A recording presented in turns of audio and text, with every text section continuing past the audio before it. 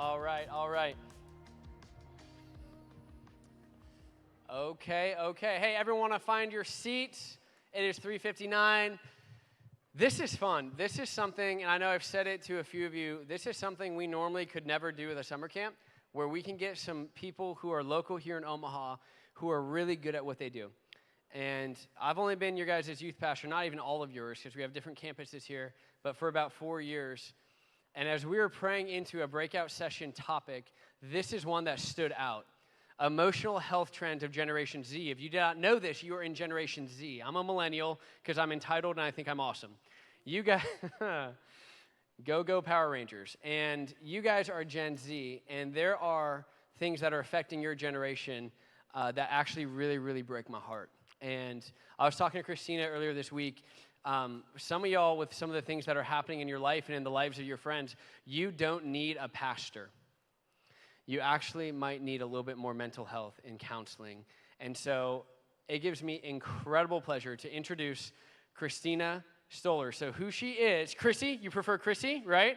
She is on staff at Boys Town. She is a licensed mental health therapist as well as a licensed alcohol and drug abuse counselor, correct? Yes, okay. Way it's going to work, she's going to share for about 25, 30 minutes. We're going to have a number on the screen. As she is sharing, we got some people coming in. Welcome. Is that Clay? Already know, bro. Already know. Love you. Great job. So, hey, during this time, as she's sharing, there's a number on the screen. We are, for this breakout session, keeping it anonymous. So if you have any questions that you want her to respond to, as you text that number, I will get those questions, and then we'll spend the last 25 to 30 minutes. Hey, y'all, if you guys are able to sit in the two middle sections as best you can, that'd be great. Especially you four. Not to name names. You four boys right here. Daniel, Jacob, Stephen, and Cinder. Good job, guys. Love you. If you guys want to text questions as she's sharing, we'll go through them at the end, and it's going to be awesome. You guys feel good? All right. Chrissy, you are up. Give it up for her, LifeGate. That's quite the welcome. You guys don't even know what I'm going to say yet. Well, I appreciate you letting me come and talk with you, and I appreciate being invited by Pastor Taylor and Jeff Jackson. Thank you very much. So my name is Christina Stoller. I am a therapist over at Boys Town. Been at Boys Town for 17 years. Now, you might be wondering what a Gen Xer / millennial, because my birthday is right on that cusp, has to say about Generation Z. Because what experiences do I have that could match yours? Honestly, I don't. I haven't grown up in the same time that you guys are. My life looked a lot different in high school than yours does. What I can tell you in my 17 years working in the field and working with kids, I have a third-party perspective of trends that I've seen happening over the many years and concerns that I have seen you guys experience. And so that's what I'm going to do. I'm going to talk to you today about the trends that I'm seeing, those concerns, my thoughts on where they might be coming from or why they might be happening, and some ideas about what to do about them.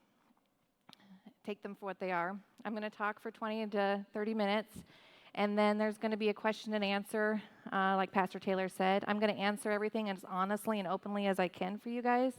And then I'm going to defer to Pastor Taylor for some things that maybe they're not in my realm of expertise.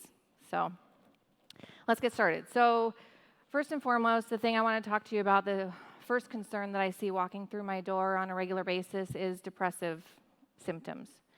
Now, 10 to 15% of adolescents will experience some sort of depressive symptom in their lifetime.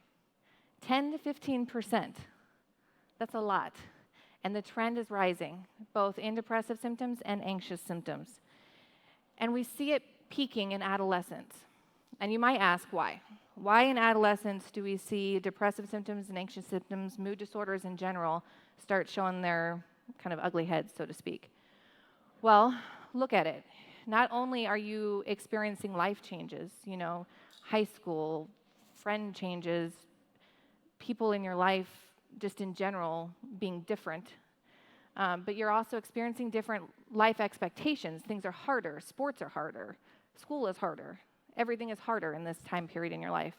Now you couple that with, okay, now my body's changing, or it has been changing, but it continues to change. You've got, your brain is trying to do things differently. Your hormones are happening. You know, there's all sorts of things going on at the same time. And it's a perfect storm. It's a perfect storm for these depressive symptoms, these anxious symptoms to be rising. Now, why does Generation Z seem to be having it harder than the other generations? Because we all went through the same mood stuff, or the same hormonal stuff, the same, body changes, all that kind of stuff. Well, we're going to get into that in depth here in a little bit, but think about how often you are inundated with information. Because of technology, we get a lot more information than we used to at a much higher rate. And that all leads to these symptoms, this depression, this anxiety, and this increasing feeling like everything is bad and not knowing what to do about it. So I see a lot of that come in my door. A lot of feeling like I don't know what to do next, and I don't have any control. And as an adolescent, in general, you don't. You have a lot of people telling you what to do, what you should be doing, how you should be feeling, or you shouldn't be feeling, and it's just a lot of powerlessness. Nearly 1 in 3 adolescents aged 13 to 18 will experience some sort of anxious symptom. And we've seen, and I've said it has been rising, but we've seen numbers rising in anxiety steadily since just 2007. They don't seem to be decreasing at all. And COVID hasn't helped. So there's that. We also see self-harm. About 1 in 5 females and about 1 in 7 males will engage in self-harm behaviors. And when I talk about self-harm, I'm not talking necessarily in regards to suicide ideations. That's also a concern. But self-harm in general is typically used as a coping skill when you feel like there's nothing else you can do and you're just trying to get some kind of release or do something. And it's an unhealthy coping skill, but it's one that people use. And 90% of adults who continue to engage in self-harm start when they're adolescents. And I would say that's true for a lot of unhealthy coping skills that adults do. And we tend to get worse as we get older when we're using these. But most of those unhealthy coping skills start in your age group. Suicide ideations are the next major concern. And in a year in the United States, about 3,000 youth will lose their lives to suicide. 3,000. It is the third leading cause of death in 10 to 24-year-olds. The third. That's pretty significant. That's a pretty significant problem. And again, those numbers don't seem to be going down either. With all the anxious symptoms and depressive symptoms and those feelings like I don't have any control, I don't know what else to do, and I don't feel like anyone is listening to me, it makes sense why people would think that might be the way to go. It's not. There's always help, but as an adolescent, you feel things because of the hormone changes that are happening in your body, because of the brain changes that are happening. You feel things a lot stronger than you will as an adult. And it's hard to explain that it'll pass or that it'll get better. It will as you get older and everything starts functioning the way it's supposed to when you get into your adult ages. But adolescent, it can feel like it's never going to get better. And that's where people start thinking like those big solutions need to happen because life is never going to get better. Substance use. So I'm a licensed alcohol and drug counselor. A good portion of my clients are kids that use drugs or alcohol. What I've seen through the years is, as far as substance use trends changing, When I started, the age of onset of drug use, alcohol use was usually in high school. And most of the time people were using weed, alcohol, cigarettes, those kind of things. I would say in recent 5 years or so, 6, that's definitely changed. The age of onset is a lot earlier. My clients talk about starting that they use drugs for the first time when they were in 6th grade, 7th grade. The types of drugs that people are using, kids your age are using, are way different. They might start with weed, but then it turns into a lot of heavy players. And, when I look at why, and we'll get into all those factors, but drugs are, when we talk about unhealthy coping skills, drugs are pretty easy one. It works. People wouldn't keep doing it if it didn't work. But it works for the moment. Drugs, self-harm, any type of unhealthy coping skill that you can think of, those are Band-Aid approaches for something that needs stitches. And I'm probably going to say that term again because I say it a lot in my office. You can keep using Band-Aids for something that needs stitches, but most often that turns into something that gets an infection or a really bad scar that you're going to have to live with the rest of your life. And when you keep using Band-Aids like that, it just tends to make the situation worse. So we get in this perpetual cycle. We've got these feelings, these emotions we don't know what to do with, and we use unhealthy coping skills, which then make us feel worse. And now we have to keep using these unhealthy coping skills because we feel even worse than we did before. And we just get in this circle, this cycle, this loop that's never ending. I would say the other two major players, major concerns that I see that happen when people walk in my door is unhealthy relationships, unhealthy boundaries, and anger. So humans need other humans to be happy. Like, we have to be able to form healthy bonds and connections with other humans in order to feel happy and feel content.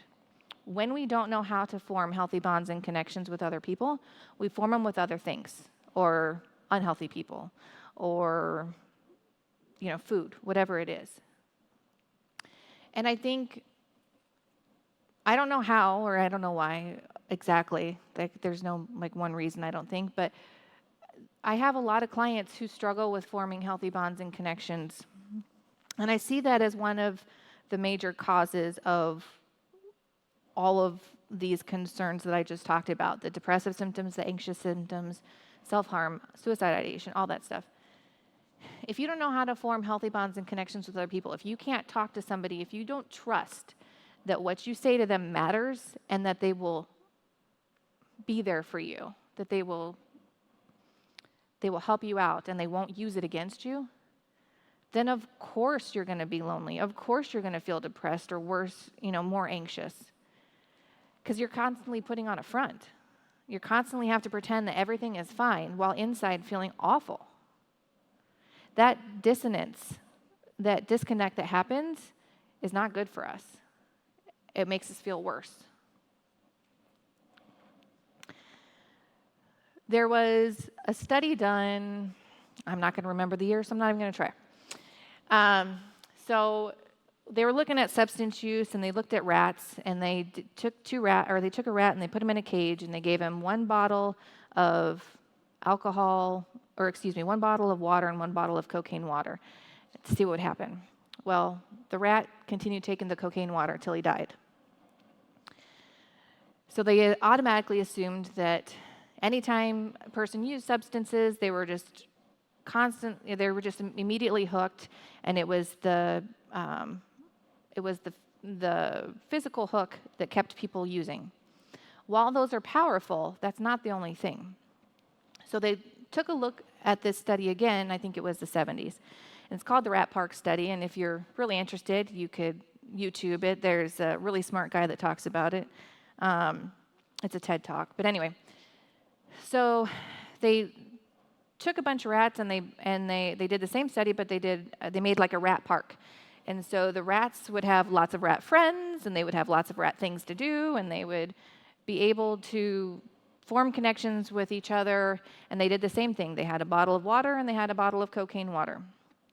Most of the time, the rats chose the regular water because they had the other things to do. They had the connections with the other rats. That is more pleasurable. And that's the same with humans. When we have other things to do, when we have people that we can trust, that's really powerful for us and helps us continue to choose things that are good for us instead of things that are not so good for us. A lot of my clients don't even trust their family, with whatever has happened in their life. But if, you can't even trust the people who are supposed to love and honor you, then it makes it difficult to trust anybody else. Trauma is another major cause, I would say, of all of this stuff I've talked about so far: depressive symptoms, anxious symptoms, all that stuff. There's three types of trauma. There's acute trauma, chronic trauma, and complex trauma. And I'm not going to go into all of them, but chronic trauma is when you experience something bad for a long period of time. So if you've grown up in a house where there was a lot of discord, maybe domestic violence, maybe abuse, whatever, or you experienced bullying for a long period of time, or you lived in a war-torn nation, or something along those lines. Chronic trauma is traumas that have happened for a long time. That messes with your brain. What happens is the part of your brain that deals with anxiety, fear, that grows because you're having to be on constant alert all of the time. The part of your brain that deals with logic and critical thinking, the part that could look at a situation and go, okay, this isn't so bad, that shrinks. So anxiety, fear grows, and logic and critical thinking shrinks. When that happens, even when you're not in danger, you think you are. So somebody could come at you with a very reasonable request, and you feel like they just took a knife to your throat because your brain is taking everything in as a threat. That's what chronic trauma does. That's why when people come back from war, they struggle more than they did while they were there. Because when you're there, you can see the threat. You can see it, you can deal with it, it's right in front of you. When you're back here, you're safe. There isn't threats coming at you all the time, but your brain is geared towards looking at them. So everything looks like a threat. So you're constantly on edge. When you're constantly on edge, then you're just unhappy because you're taking everything in as an attack against you. On average, studies show 15% to 43% of teens have experienced at least one trauma in their life.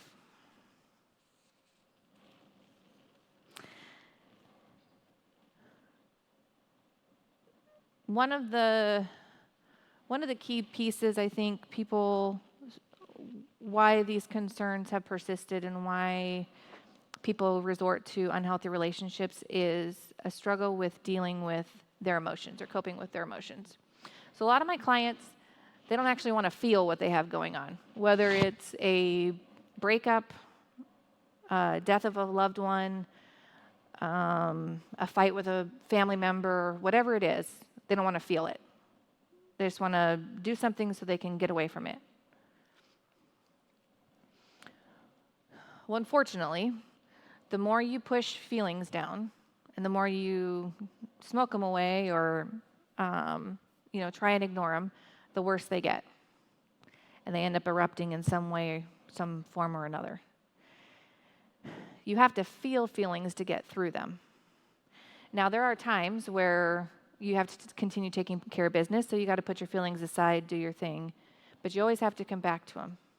The longer you push feelings away, the worse they're going to be for you, the more they're going to make the situation, whatever it is, worse. And that's where, like I talk about, the Band-Aid approaches for things that need stitches. Those Band-Aids are our way to avoid. And if we continue to avoid something, we'll end up having to get gangrene or something, you know what I mean? Like you wouldn't have a gash on your leg that continues bleeding and pussing and just keep putting Band-Aids over it going, yep, this is going to work. And that wouldn't happen, right? Same thing with our emotions. If we continue to try not to feel them, it's not helpful. It just never is. High expectations and pressures to succeed. You guys got it bad. I'm not going to deny that. You guys have a lot of high expectations. What it takes to get into college, what it takes to get scholarships to get into college, what it takes to get into a sport. You have to start early for some schools. You got to start early and be on select and do all these things in order to be able to even play this sport in high school, which is insane to me. At some point, it was supposed to be fun. So high expectations are definitely, I think, a key player in a lot of the feelings that people your age have going on. And I would say the last one is social media. Okay. Social media, I get it. Like, it makes sense. But here's the thing. I'm not against it, but it's a tool. It was designed as a tool. Smartphones were designed as a tool. But if you don't know how to use a tool appropriately, if you've never been taught how to use it in the right way, be a hammer, wrench, fire, whatever, it will burn you. It will not work out in your favor. You will, hammer your thumb down, whatever. And I think that's where social media I think that's why it's gotten such a bad rap, because I think when it came out, I don't think that we did our job in teaching people how to use it in the right way. And, 95% of 13 to 17-year-olds have access to a smartphone, some sort of technology. Most people, 97% of teenagers report that they're on at least one major platform of social media, and 45% report being on social media constantly. So if you don't have healthy bonds and connections with other people, and social media becomes that thing. We all know that not everybody uses it appropriately. It's a really difficult and unfulfilling way to get validation and connections with other people. It just doesn't seem to hold the same value as an actual, person-to-person relationship. Okay. So those are the concerns. Those are the reasons why brief reasons why I think these concerns are happening. So let's talk about what would be the cure, so to speak. Well, unfortunately, my wand is in the shop. But if I could go like this over everybody and cure everything, I would. And I can't. So here's my ideas. The first and foremost is having people in your life that you can trust and talk to. And it doesn't matter if it's friends, family, whatever, but those people are key. You're very lonely if you don't have that. And loneliness leads to all the other things that we're talking about. It also helps with developing healthy relationships. If you're in an unhealthy relationship, whether it be friend or significant other or whatever, it can do a toll on you, especially if you don't have anybody else in your life. And it's hard to see that it's an unhealthy relationship when you're in the thick of it if you don't have healthy relationships happening. A lot of my clients think that power and control mean love, and they don't. It's a lot of mistrust and a lot of having to prove themselves to whoever they're with. And it just doesn't work usually. It doesn't promote happiness anyways. Setting achievable goals and engaging in things, developing healthy coping skills, I think is important. And I say achievable goals because it can be very easy when you have a lot of emotions happening to go black and white in your head, to go things are all good or all bad. Well, realistically, they're not. Things are just there. And you're making strengths and you're making strides one way, and stuff might be backpedaling the other way, but that's okay as long as you can acknowledge the strengths you're making this way. That can keep you going and keep you motivated. Because the hardest thing about making changes in your behavior is motivation. Because it's real easy to go back to the other stuff that were Band-Aids that worked in the moment. And asking for help.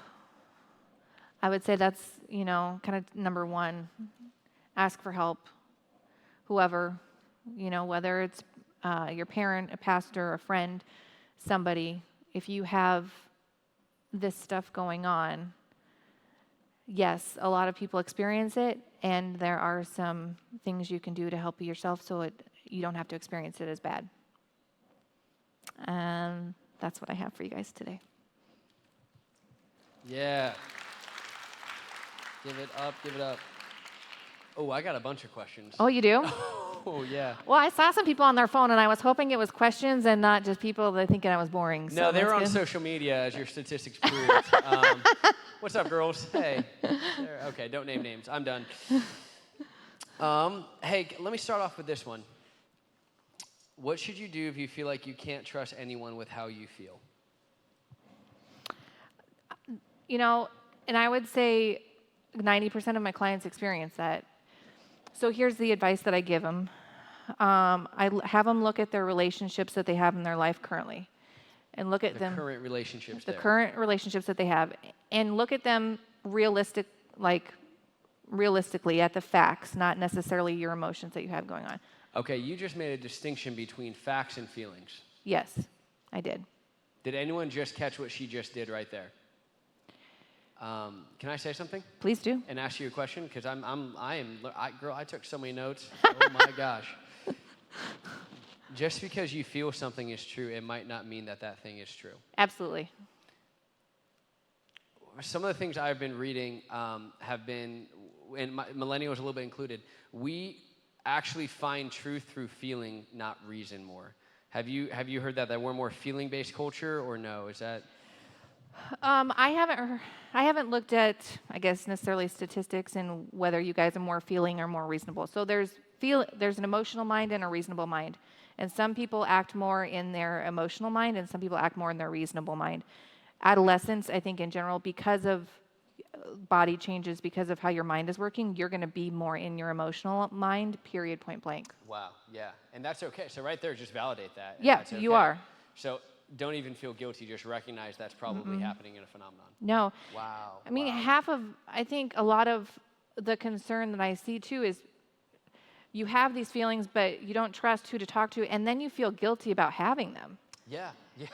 Which goes back to the expectation pressure. Right, which then goes, well, I shouldn't be feeling. Well, you feel what you feel. Like, feelings are okay. That's not the part. It's what you do about them afterwards. This is so good. Sorry. All right. So back to the original question. Oh, man. And I just got 12 questions rolling in. What should you do if you feel like I can't trust anyone with how you feel? Look at the healthy relationships you already have, not what you feel like they are. But well, look at the relationships and decide if they're healthy or not. Oh, okay. Can you trust what you tell them? Like, do you have evidence to support you if you tell them the thing, they're going to go somewhere else and talk about it? Wow. So betray confidence, they might. Right. Because the general consensus I see is it doesn't, even if somebody hasn't given you a reason to doubt them, you doubt them. So look at, if they haven't given you a reason to doubt them, maybe they are trustworthy. Yeah, okay. Very good. And if not, then you got to look at how you can how you can make new relationships with people. Yeah. Another one. What can students do that help break the cycle of anxiety, depression, and self-harm, which you hit on, just to summarize, correct me if I'm wrong, ask for help, healthy relationships, set achievable goals. That was a unique one. I did not see that one coming, but that was an interesting one. Would there be anything else you'd add to someone who, again, I'm noticing the word cycle. there's a cycle. Maybe some days they're good, some days they're bad. 1 month they're great, and then they have a day that they just can't get out of bed. What would be your advice to a student in here to help break that cycle? A couple of things that I didn't say that have popped into my head that I think are helpful is looking for a purpose outside of yourself. You know, whether it be volunteering, church, a job, when you can make it more about something else versus just yourself, that helps you break that cycle and gives you an activity to do, decreases boredom, helps you make friends with people who are healthy, who have, you know, common goals. And so I think when you can do that, that's helpful. Awesome. Another one that I think it's a great question. I love the person who sent this is like, you should write papers. How would you define a healthy relationship? We've been using the expression healthy relationship, but we really haven't clarified what that is. It's a good question. I define it in one major thing, one first thing that you do. You set a boundary with that person. So you say, I'm okay with this, or I'm not okay with this. If that person tries to change your boundary, if they try to make fun of it, if they try to get you to do something different, they are not healthy. That's the first thing you can do. From there, you know, if they respect your boundaries, then you can kind of take it slow. But that's the first one. Well, I guess first you have to figure out what they are. I have a lot of clients who don't know what their boundaries are. They don't know what they're okay with and what they're not okay with. So first you got to figure that out. And then you have to try setting it. And it can be as stupid as, I don't want to eat cottage cheese. You know what I mean? It doesn't have to be major. But if they can't respect that, then they're not going to respect a whole lot else. Yeah. And then I had a few of these. I'm going to paraphrase it. Okay. Basically, it says, what do you do if you're not strong enough to let go of a relationship that you probably know is unhealthy, but you're not able to do it? That's real. Yeah. Absolutely. I think acknowledge that. Acknowledge that I just don't have the strength today to let it go. I know it's unhealthy, and maybe I'm going to talk to somebody about it further. Maybe they can help give me some guidance or give me something else to do. Again, when relationships get unhealthy, it usually gets like you're spending all of your time together and you're not spending time doing anything else. And that's usually when I think it gets really hard to let it go because you don't have anything else going on. So it would kind of like the rat illustration with the cocaine water. That was their person that kept them to the healthy water. And so they're afraid if they lose that, then they might not have healthy coping. Yeah. But I think first and foremost, just acknowledging and that's okay. Like if you're not ready, you're not ready. Don't beat yourself up for it because then you're just going to stay in it longer. Are you guys feeling like peace with that? Like I know that sounds really weird, but basically what she's just telling you, it's okay.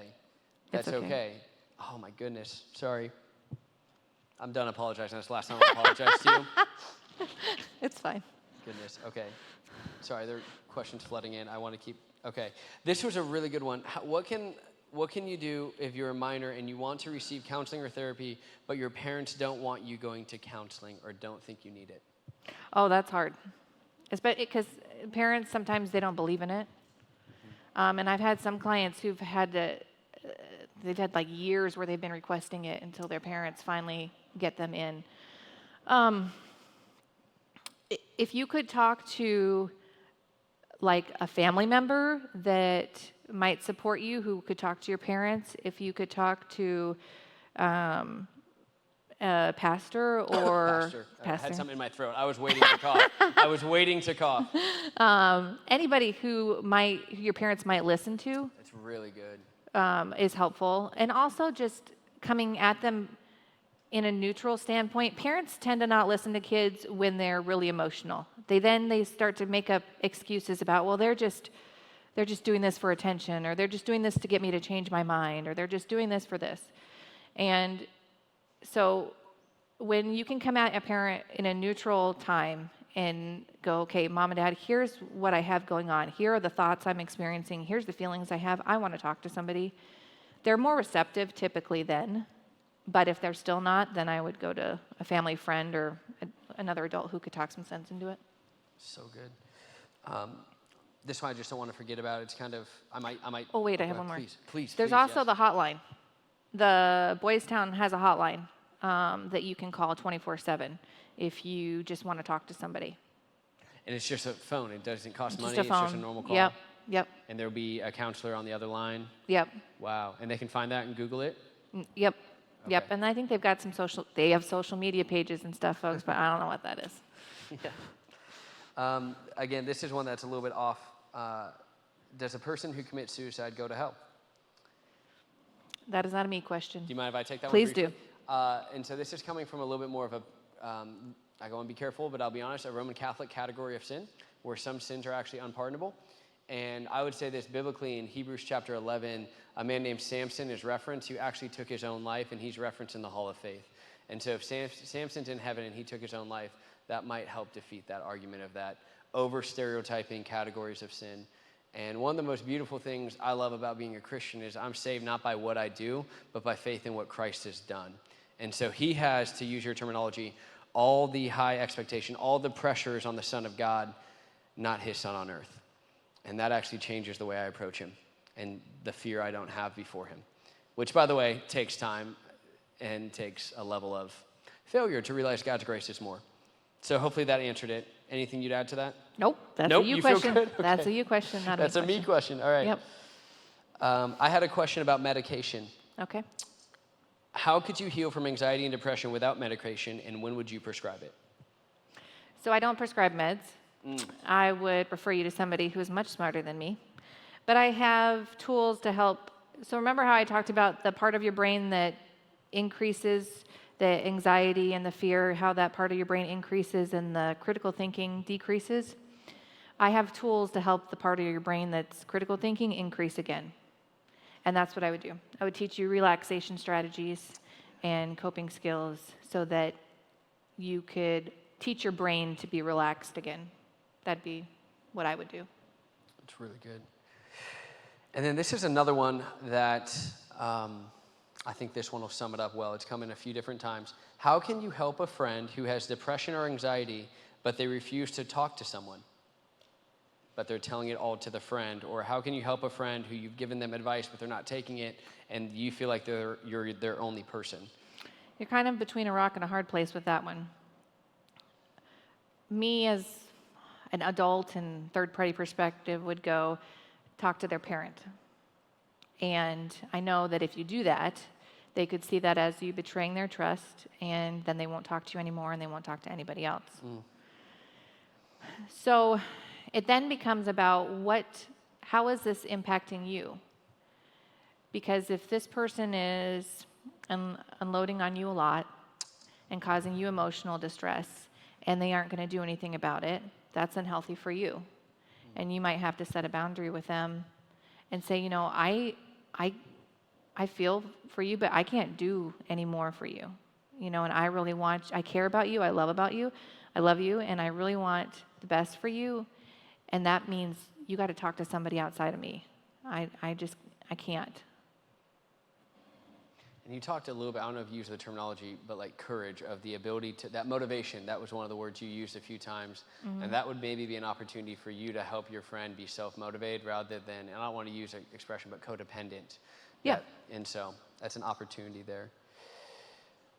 Some of these are personal, and it's cool because it's anonymous, so I'm just going to read it. How do I trust things to my dad after he's hurt me and my mom and obviously doesn't care? Every time I'm with him or my stepmom, I want to leave and constantly text my mom. Mm-hmm. Okay, so how do you cope with that? Is that kind of what the question is? Or how do you fix that relationship? Those are two different questions. I would begin with, how do you cope in it when you're in a family situation that's difficult? And you maybe, again, I'm assuming from this text, there's maybe with mom, with dad, remarriage, blended family. How do you handle that stress of going back and forth when you really don't like, that house? I think that the best way to cope with that is to accept that those feelings are there, that this person has hurt you and they are who they are, And your reality is that you still have to have visits with this person.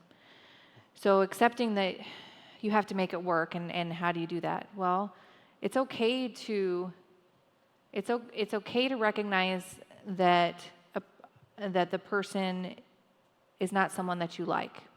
And even though they're your parent and you have to love them, you still might not like them, and that's okay. And sometimes just accepting that kind of helps you be neutral about the situation. If the hurt is continuing while you're there, then I would definitely try to talk to my mom about what you can do if there's a way to decrease the time there. But if the hurt was from before and the hurt is still there, just acknowledging that the anger is still there and accepting that that's what you have right now. Wow. I have a few ones about depression that are pretty straightforward. Does depression lead to crime? No. Is depression genetic? There are some studies that suggest that there is a high genetics component to depression and anxiety and other mood disorders within the family, but it doesn't necessarily mean that just because mom has depression, daughter's getting depression. Okay. So, yeah, got it. Oh my. This is a very good sign, by the way. I want to read this one verbatim. I've struggled with self-harm for 8 years, and it's slowly getting better. During this time, I've tried a lot, whether it was stress tools or talking to therapists, but they never seem to fully work. What is the best way to make sure these habits don't come back stronger than ever later in life? It's a great question. Because when we talked about it's a coping skill, it's an unhealthy one, but it works. Which they kind of identified a little bit. Yeah. I would say figuring out why it works, why it's helpful, and then coming up with a replacement activity to do instead is typically the best way to stop engaging in self-harm. A lot of my clients use different, I would say, motor behaviors to not engage in the behavior again. By motor, you mean like physical activities? Like physical something activities, drawing on themselves, anything to do with your hands usually is helpful. Okay. The other piece, and probably the one big piece of advice I would have for any kind of unhealthy coping skill, if you want to stop it, is to tell somebody you're thinking of doing it. Once you get it out of your head and onto somebody else who will talk you through it or give you other options, it's a lot less powerful. Which goes back to the asking for help. Mm-hmm. Wow, okay. Secrets keep things going. Secrets keep things going. Mm-hmm. No matter what it is, whether it's unhealthy stuff, secrets keep things going. You have to feel feelings to get through them. Yes. That was phenomenal. I'm gonna get that. Nope, don't make a tattoo joke. Okay, next one. I've been struggling with compulsive habits such as having to say amen a certain amount of time, shutting my cabinets, etc. I told my parents and they said just stop. I've also had a lot of issues making friends. I've had a lot of people leave me and it hurts and makes it even more difficult to speak up. Oh no, text just came in. I can barely even cry about it now though. So again, compulsive habits, ranging from saying amen to shutting cabinets, told parents said just stop doing it. It doesn't work. Yep. And then also had a lot of issues making friends, and I've had a lot of people hurt me, and it feels like it makes it even more difficult to speak up. I can barely even cry about it now, though. So not really a question, but maybe just someone just wanted to share that. What would you say to that person who's in this room? Compulsive behaviors are hard to stop once you get them going. The person that is scared to leave their home doesn't start out scared to leave their home. They start out scared of something else that then makes their world a lot smaller. And that's kind of compulsive behaviors. They start out small, and typically because we have some kind of anxious thought happening at that time, and the compulsive behavior makes that anxious thought go away. And again, it works, and it doesn't solve the problem. So it's unfortunate that the advice that you were given was just stop, because that realistically behaviors, you have to have a game plan if you want to stop them. And so I would try and reach out to your parents again and see if you could get in with somebody that could help you stop those, because it takes a lot more than just stopping. And it's hard to try and connect with people when you've been hurt over and over again. Yeah. It absolutely is. And I think that's part of why people have a hard time changing relationships too when they're unhealthy, because, okay, well, this person, he's unhealthy or they do things that are mean, but they're not so bad. What if the next person I connect with is worse? Or what if, worse yet, I don't find anybody else to connect with? What if nobody else accepts me? And that's huge. It makes sense why it would be hard. Another one that we asked earlier, but it's asked in a different way, and I think it can give some real practical advice. What do you tell someone who's confiding in you, who's struggling with depressive thoughts and anxiety, but they never take your advice and just say that it won't ever get better? What would be that actual conversation? What would that look like? So are you looking for the conversation I would have in my office? Sure. Yes. Okay. Yeah. So something called radical acceptance, and I kind of referenced it, but now you guys are going to get the full gamut. So whenever you have a problem, there's 5 ways to solve a problem. You can change the problem, change how you feel about it, accept the problem for what it is, stay miserable, or make it worse. So I would acknowledge to that person that you're choosing to stay miserable, and that's fine, but that's the choice we're going with. Yeah. Wow. So just kind of lay out those options. It is, yes. And then leave them to be self-motivated rather than you try to. You're never going to make someone do anything different. And that is one of the hardest things. I can just speak for the room. I know a lot of us feel responsible for people that we shouldn't feel responsible for. Because we love them, we care about them, we see good things in them. Especially, I'm looking at some of my youth leaders now, like we just don't quit on kids. And it actually is like, it kills us because we see so many great things in them. And so how do we walk that tension of encouraging them to be responsible, but also not being there for them every beck and call and codependent? You know what I mean? Yeah. It's a hard line. It's a hard line to figure out. One that I definitely had to figure out through the years. Otherwise, I probably still wouldn't be doing this. But you can teach anybody the tools to the best of your ability, but it's got to be your choice to use them. And nobody else is going to be with you 24/7 to make sure you do. And if they don't choose to, then they don't choose to. Wow. Okay. Another one. This is an interesting one. How do you help a friend who is self-harming and has depression/anxiety, but is in denial about it? Well, I don't know. There'd be a whole lot you could do. Again, if they don't want to recognize it and they don't want to do anything about it, then there isn't anything they're going to do about it. You're never going to convince somebody that they have something that they aren't willing to see.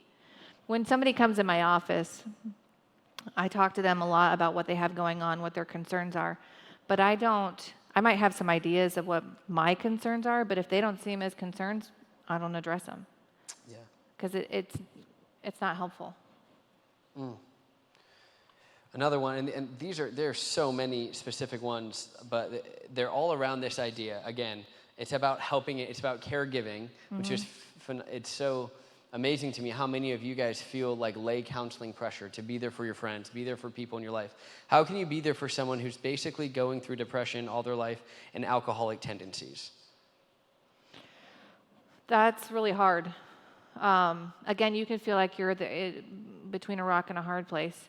You can express your concern, and I would say come from that point. Come from a place of love and a place of concern. I am worried about you. I am fearful of what is going to happen in your life if you do not change some things.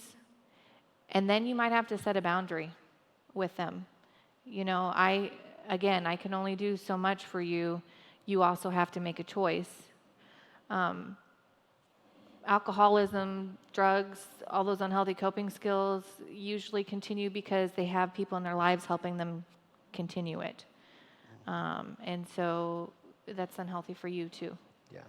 And this was one that was kind of out of left field, but someone asked, and I can't find it, but it was basically, is smoking weed so bad if it helps my anxiety? And I feel like you hit that with the Band-Aids for Stitcher's thing, but So that's the main argument, right? Like, it works. It works. Yeah. Yeah. Sorry. Okay. Here's the thing. Your brains are not fully developed till you're 25. Say that one more time. Your brains are not fully developed till you're 25. Boy and girl? Doesn't matter, gender. Oh, wow. Period, point blank. Your brains are under construction. They are under construction until you're 25 years old. So anytime you use a mood-altering substance, whether it be nicotine, caffeine, alcohol, marijuana, acid, whatever you want to use, it messes with the construction of your brain.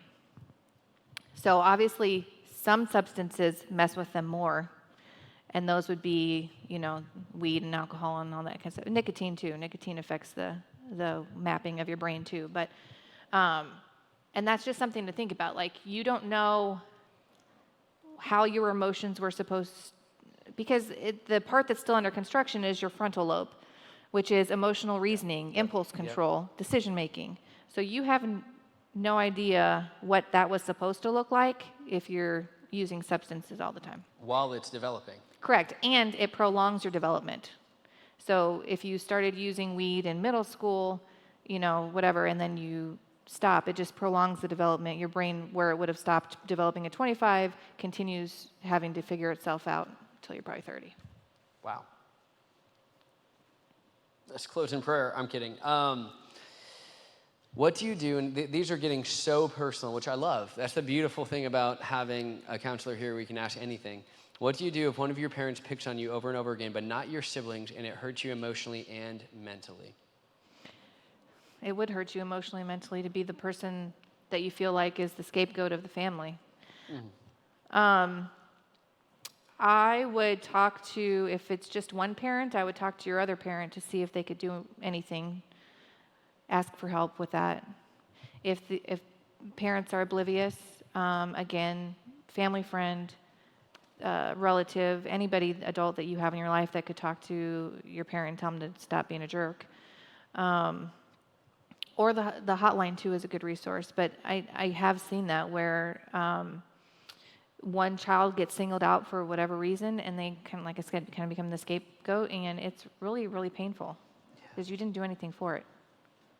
And it's fascinating. You said something that I just want to kind of pastor piggyback on. The way your father treats you will probably have the greatest effect on the way you view God. Because they're the people, your parents, that are supposed to be there for you, and that's what makes it just so painful. Which goes into the types of trauma that you mentioned. If it's repeated, that would be more of a chronic trauma, correct? If it's prolonged, yeah. Here's a great question that I would be remiss if I did not ask. Everyone says, including us, to not push down feelings, but to feel them. How are feelings supposed to be dealt with and felt when it's hard for people to understand what you're going through and no one understands the version of grief or of another issue? How do you break the cycle of pushing down feelings when you don't know how to feel? That's a great question. First thing you got to do is acknowledge them when they're happening. So I have clients who I give like a feelings chart so that they can see all of the different feelings that there are. Is it like the feeling wheel where it has... Yeah, yes, and I don't like that one. I have a different one. I would love to know why. This is so fun for me.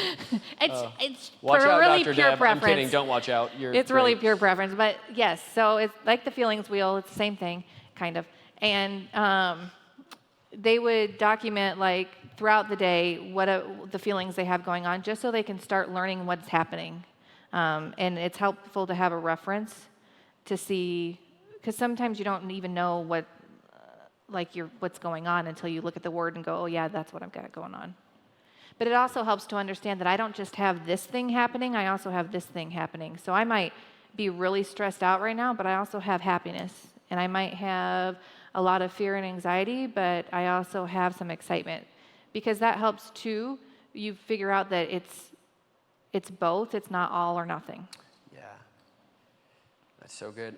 This is a yes or no one. Last night I was on the phone with a friend who told me that she puts vodka in her drinks, and sometimes when she doesn't feel okay. Is this the start of something bad? It's not good. All right. So again, we're using alcohol and drugs when we're feeling bad to feel better. So whenever we start using them in that way, then that leads us to a path that could be bad. Which there's a similar question here. What if a family member knows what you're going through, but instead of helping you, they tell you it only gets worse and encourages you to use drugs and alcohol? I'm going to go with that person is not healthy. Ooh. And probably pick a different person to try and talk to about stuff.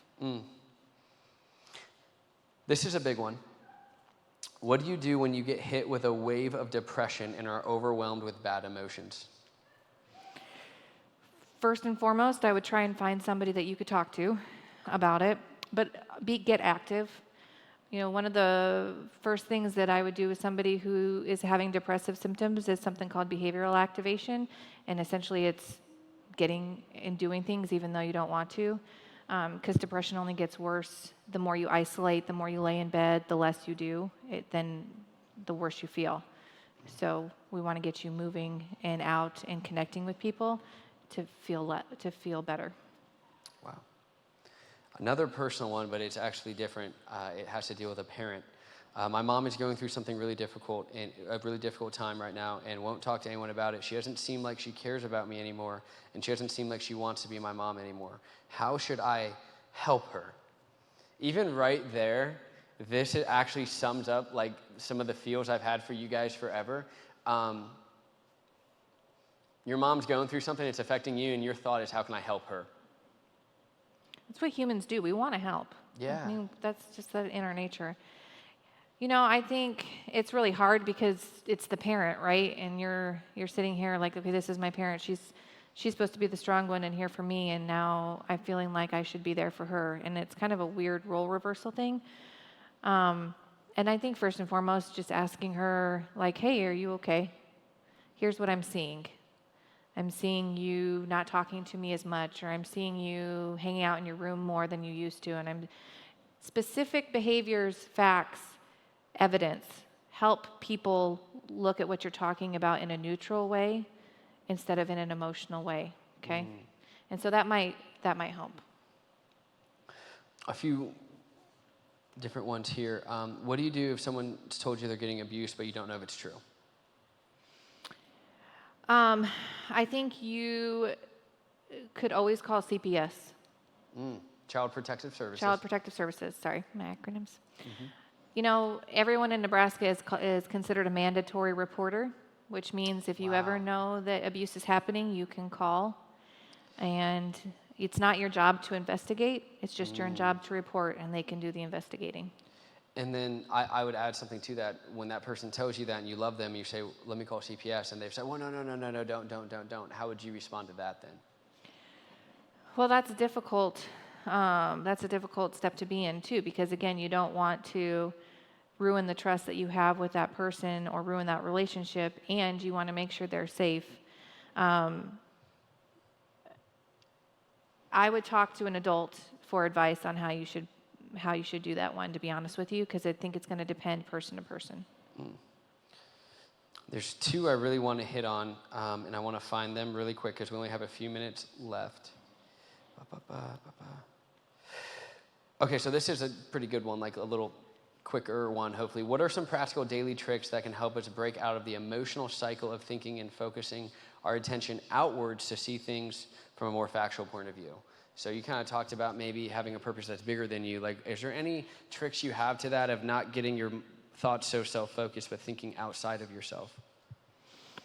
Well, okay, so anxiety, depression, anger, all those negative emotions, they like to live in the future and in the past with what we don't have control over. So you guys can YouTube this, but mindfulness strategies, I work a lot with my clients on getting them present in the moment so that their brain isn't constantly somewhere else. And when you're present in the moment, you have more neutral perspective and more ability to look at the facts. Yeah. Another quicker one. What do I do with my friends if I feel like they don't put the same effort into the relationship that I do? I love them as friends, but it's never reciprocated, and I don't want to let go of those people. Well, again, you got to look at the facts. Is never reciprocated correct, or is it not as often as you would like? Those are two different things. So, can you say that one more time? I don't know if you guys caught that. Is never the correct term, or not as often as you would like. Those are two different things. And that's fine, but you got to recognize what it is you need in a relationship. And if they're not providing what you need, that's okay. Then you have to make the decision to accept that or move on. I'm going to end with two big ones. Okay. Two big ones. Two big ones. We've got 1 minute left. Before I end, can we give it up for this woman? This is like, are y'all kidding me? This is... Thanks. I told this is, shouldn't step on that. Sorry, Laren, won't do that. It's burning. I don't know. I didn't even know there's an igniter. What if you like the same gender, but you're too scared to tell your parents because you're not sure if you could trust them to accept you? That's a really difficult question. That's a really difficult experience and feeling to have. And I know a lot of my clients struggle with having to figure out what their truth is and then figure out who's trustworthy enough to share their truth.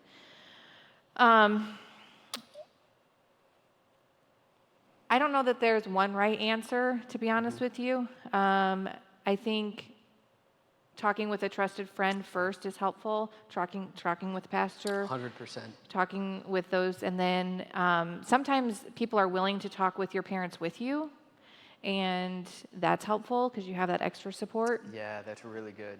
So you don't feel like you're on an island. Yeah, alone. you don't have to give them this big thing, and if you don't know how they're going to respond, at least you have somebody there who you know will respond well to be there for you. And I want to say this just on behalf of every single leader and pastor here. If there's anyone in here, if you're wrestling with or going through questions of your sexual identity or gender identity or same gender attraction, talk to us. Oh my goodness, there's nothing y'all could say that would freak us out or make us love you any less. We accept you all as you are.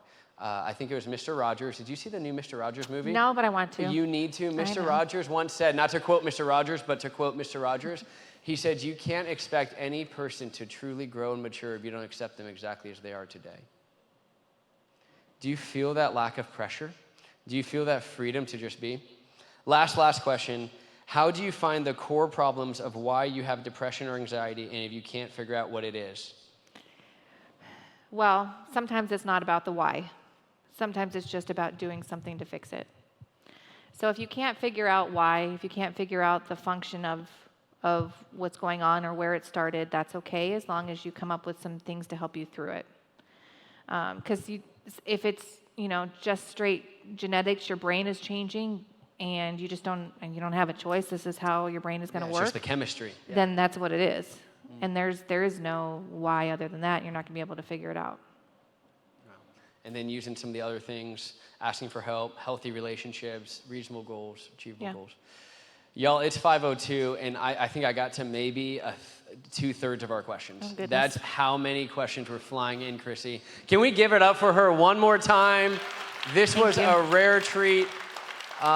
It is 5:02. If you're in high school, you're going to the gym to get your meal. Pre-service prayer, 6:10, 2:39. Evening session in here, 6:30. If you're in middle school, you go to the fellowship hall.